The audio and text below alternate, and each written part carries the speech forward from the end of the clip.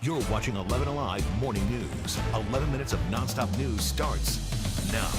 Kicking off your 11 minutes of nonstop news, checking out your weather and traffic. All right, Chesley, we have got warmer weather coming in for the weekend. Yeah, just got to be a little bit patient. Yep, temperatures starting off in the 30s this morning. Not as cold, but we're down to the 30s. So if you're going to be standing outside for a little while, it's going to feel cold to you, especially over toward Carrollton at 32, 31 up toward Dalton, 32 also in Covington, 33, Peachtree City, you're at 35 in Duluth, 36 over toward Marietta. Here's your forecast for today. Looking at temperatures rising into the 60s by the time we hit noon, right around 61 degrees, near 70 for your afternoon high with light winds all day long.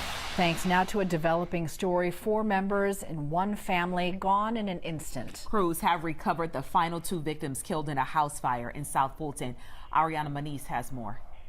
We spoke to a family member who was inside the house at the time of the fire, and he says he cannot believe that his family members are gone. Firefighters, they returned back to the scene on Thursday, and after hours of searching, they found the bodies of the 2 remaining victims together on the 2nd floor. Investigators, they have yet to confirm the identity or ages of the victims found, but family that we spoke to say they believe 7-year-old Haley Harris and her grandmother Tanya were the remaining victims. The fire also claimed the lives of Latasha Atkins and her fiancé Mark Owens.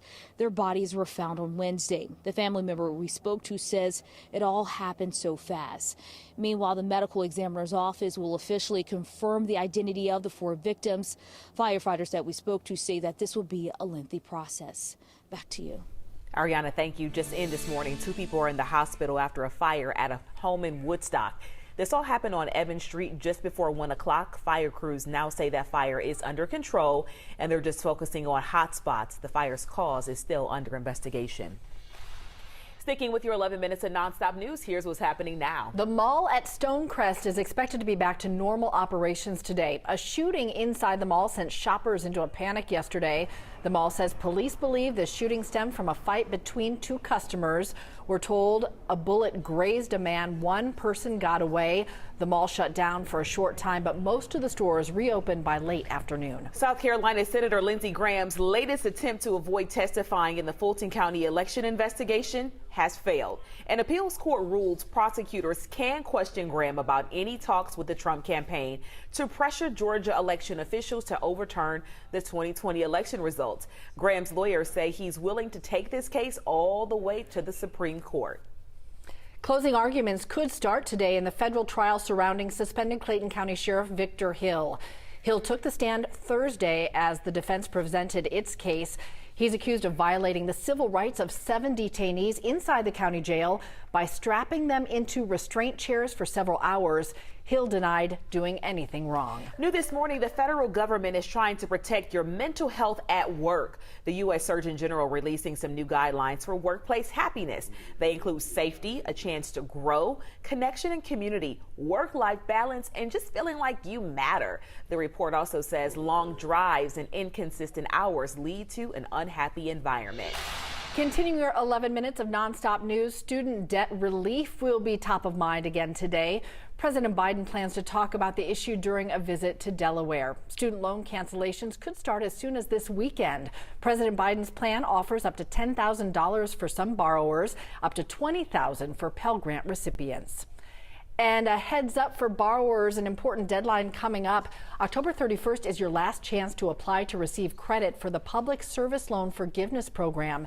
It cancels federal student loan debt for government, nonprofit workers, and teachers after making qualifying payments or serving for 10 years. Democratic lawmakers are urging the White House to extend that deadline.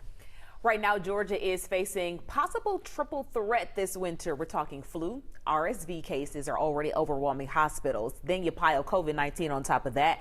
Doctors are concerned. Jerry Carnes explains why.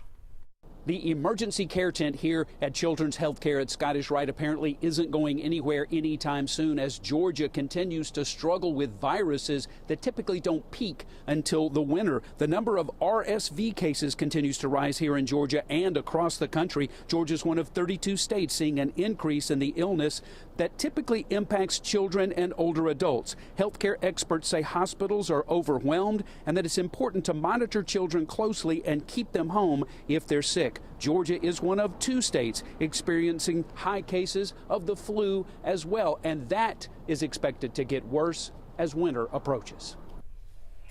New this morning, restaurants across Metro Atlanta are warning customers that you could start seeing higher prices real soon. From staffing issues to food costs and then the supply chain, restaurants are struggling. 36% of restaurants say they have increased prices in response to inflation. 31% have slimmed down their menu. I've not raised my prices yet, but that's soon to be coming just because you kind of have to, just to be able to survive. Many really leaning on catering big events and takeout orders to keep the doors open. They say one way customers can help: order takeout directly through the restaurant to avoid those third-party fees. If you want to support local restaurants, you can do so this weekend. The Atlantic Station Restaurant Week is just one of a lot of events happening around the metro. Restaurants are offering great deals like 3-course menus or meals for 2. And if you shop at 2 or more stores or restaurants, you can get a free apron. You can also get more deals if you show your receipts at other local businesses. Restaurant Week ends on Sunday. It is the #1 Halloween festival in the South. The Little 5 Points Halloween Festival and Parade, Saturday and Sunday. The showstopper of this event is the Costume Parade, and that's Sunday at 2 p.m. Chesley.